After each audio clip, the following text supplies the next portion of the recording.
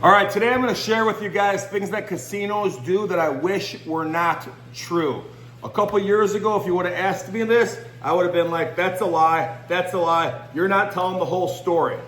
I'm going to give you specific incidences about specific hotels and casinos that I've encountered over the last few years as my winnings have rose, as my social media fame has rose, as I have become invincible, and it's been known at the blackjack tables, has rose the legend of me. Okay? Okay? In all seriousness though, guys, I'm gonna tell you some stuff that, hey, if you're a regular bettor right now, $100, $500 guy, and you wanna graduate one day to bigger money, pay attention. You need to know this going in. If you're a big guy already and this hasn't happened yet, pay attention. It's about to, okay? First and foremost, guys, I'll put on my Versace sunglasses that Henry and Andrea Parker gave me for my birthday. Thank you, guys.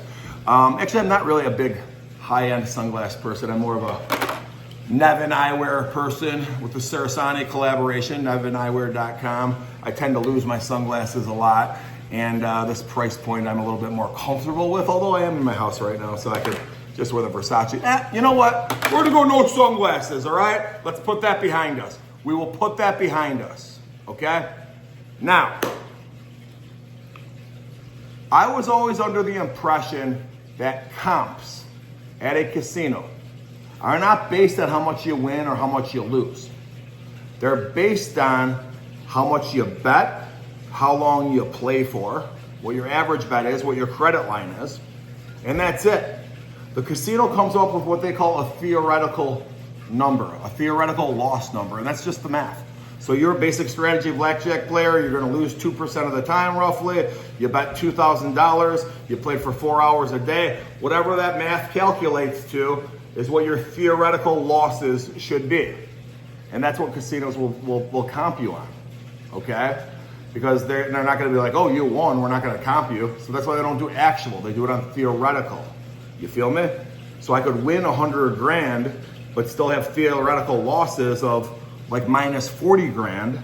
I would expect the casino to give me a 30, 35% comp of whatever my theoretical loss number was, okay? Doesn't always work out quite like that, but that's the math, okay? Well, when you start winning consistently, that concept changes. And it's not just a few wins in a row, guys. You have to win consistently for a long time. I first experienced this with the Palazzo and the Venetian Hotel. Now, I thought it was because they got new ownership. This private equity firm came in and maybe they changed some things. But every time I'd go there, I'd notice my host being a little less responsive. I'd notice my room being a little bit smaller each time. When the Super Bowl was in Vegas a couple years ago, I couldn't even barely get a room. It was like a crap show. And I had attributed some of this to having a new host, and maybe I fell through the cracks because my host had left. But that's not what it came down to, guys. This was on purpose, all right? I'm the highest level at Venetian and Palazzo, okay? For those of you that don't know, this is in the middle of the Vegas Strip, one of the nicest hotels in Vegas. They're connected. It's my favorite place, to be honest with you. I won there over a 3-year period every time I went. 50 grand, 110 grand, 60 grand, $250,000, 40 grand, 90 grand, 70 grand. Just kept winning consistently. Well, finally they started paying attention. And someone up higher said, why the hell are you guys comping this guy still? So as a result of that, I get the basic room now. I could go on to their Grazi rewards account, okay? Their Grazio rewards account, and I'm the highest tier on their benefits, their player levels. And they actually like took a tweezers and pulled out things specific to my account that are supposed to be benefits for everybody at that membership level. I crap you not. If I go there right now, I guarantee my offer is 30% off a regular room. Whereas It used to be 5 nights in one of the freaking penthouse suites. But I go on that thing now, I can't even get a free room. Now, if I call my host now, I've changed it up and he's doing a good job, but he can only do so much. He kind of nodded his hand a little bit to me and said, yeah, dude, this is it for you, buddy. We can't really do anything. He'll give me a comp room, but it's the basic room. He'll lose his freaking job. They're watching me. He'll lose his freaking job if he puts me in a penthouse suite. Okay? Think about that. They haven't backed me off because I don't card count. Now, it's important to understand here, guys, that I'm a $250,000 player.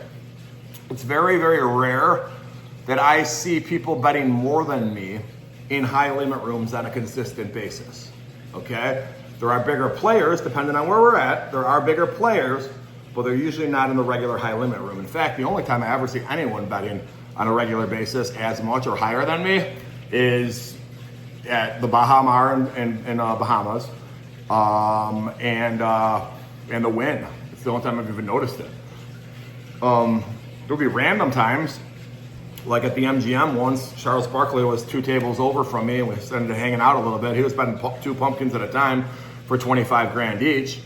But usually that level player, they're either going to the salon or going to a private room, or they don't exist, period.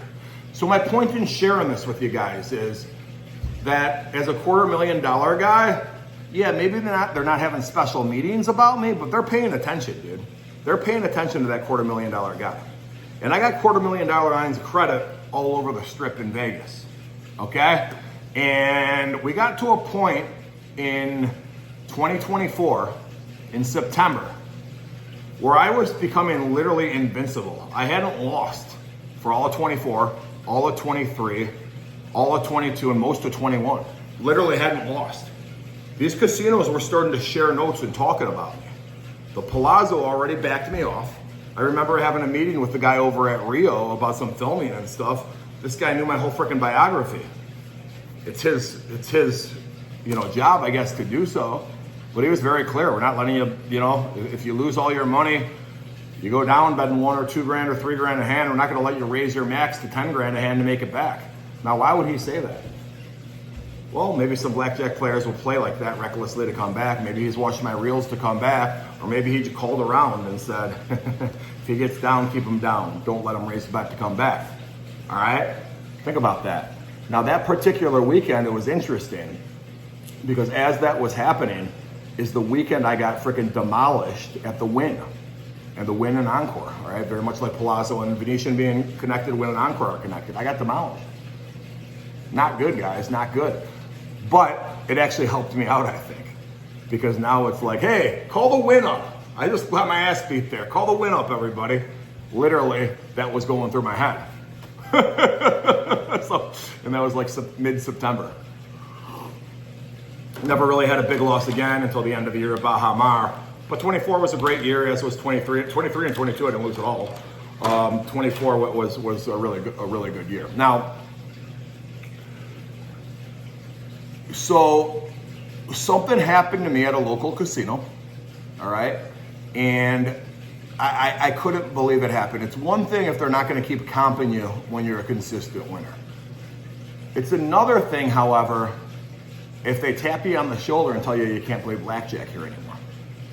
And unfortunately, this is what happened to me. Now, I'm going to get into the specifics in a second, but the only time anything remotely close to this has happened was a few years ago at the Mirage, or a couple of years ago at the Mirage. Hard Rock had just bought them. They didn't close yet. It was during that whatever month period that, it was during that period before they closed the doors to remodel and were going to reopen in a few years as the Guitar Hotel.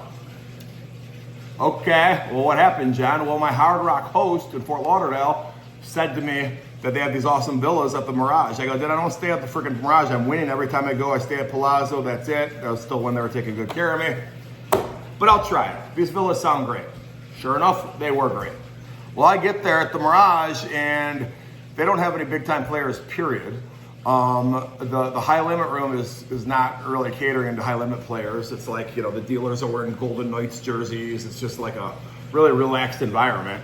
So I'm like, dude, there is no way I'm coming here and losing my ass. F that. Now, I went there already up 40 grand from the Palazzo, because I went there for a few days first, went to the Mirage, Ended up taking Mirage for I think either 85 or 90 grand, somewhere around there. Well, guess what? Mirage puts an AP label on me. What that means is advantage player. Meaning, that guy right there, we don't want his action. To some degree, not like we would want regular people's action. All right, think about that, guys. They saw me win, marked me as an AP.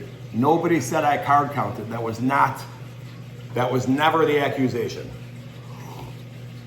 Now, luckily for me, Mirage still had their old staff running the place. It wasn't Hard Rock employees, even though Hard Rock owned it. It was still the staff of Mirage, who are not going to compare notes with the Hard Rock. I would have been screwed if it was still part of MGM a few years ago and this happened, because if Mirage marks me as an advantage player, it's going to be that with all the MGM properties, which would have really been a big issue with me, especially when I'm not doing anything to deserve that advantage player label. Crazy, crazy. So what that meant was that don't give John what he should be getting as a player. They're going to let me play blackjack, but they limited my bets. They didn't count me the villa anymore, which essentially they knew would make me not want to come back there. They go, you can't come back with the villa. We could give you a suite. Oh, you can? Thanks. Why would I stay there? It doesn't make any sense. Fine, you guys just did me a favor. I'm up 90 grand lifetime on Mirage, and you're gonna close your doors. Thank you. Literally how it went. Stupid, right? But what happened to me at this Midwest casino, guys, I never seen anything like it. Now, I want to allude to an interview I saw Dana White do earlier, recently. And he said if you get banned from a casino, you did something wrong. No one really gets banned. And I tend to agree with him. But there's banned from a casino and then banned from playing blackjack. And I think he's talking about like these wild stories you hear with people, oh, I'm banned because I'm so good, blah, blah, blah. Well, I think Dana would say, no, you're banned because you're counting cards, or you're banned because you're an a-hole, or something like that. You're not just banned because you're a good player. Well, Potawatomi Casino in Milwaukee. Speaking of Dana White and the UFC, I'm there with Anthony Showtime Pettis. They love him at Potawatomi. He's from there. He does shows there, blah, blah, blah. Me and Anthony are friends. I go to meet him to play. Me and him are playing for a day and a half. Now, the high limit room in Potawatomi Casino in Milwaukee is not robust. It's small. For sure, they had the eye in the sky watching us the second we walked in the door. They love Anthony. They're like, you know, kissing his rear end like they should be. He's big time. Well, me and him are playing. They don't say a word. They let us gamble. I don't have a credit line there. I just brought cash. Lost it. Went back to my room. Got a little bit more cash. Up and down, lost it. Then went back to room. I got more cash to play. Guys, it was like this the whole damn time. Anthony leaves because he has to go do some show. This is after a day and a half of being there.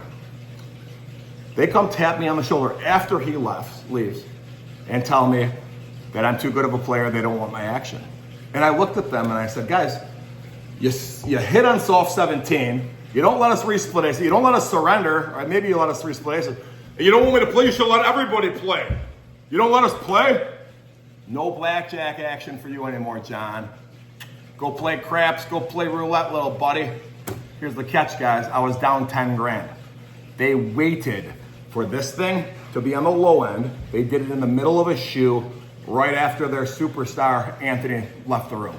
Think about that. That's shady, dude. Okay, that's shady. Now, they did that on purpose, and I know they did. And I'm not really, it's fine. I'm not going to play, they don't let me play blackjack there anywhere, so there can't really be any repercussions. I plan to go back there and play craps. The people were nice, but they made that decision, and that is shady. Okay? Shady.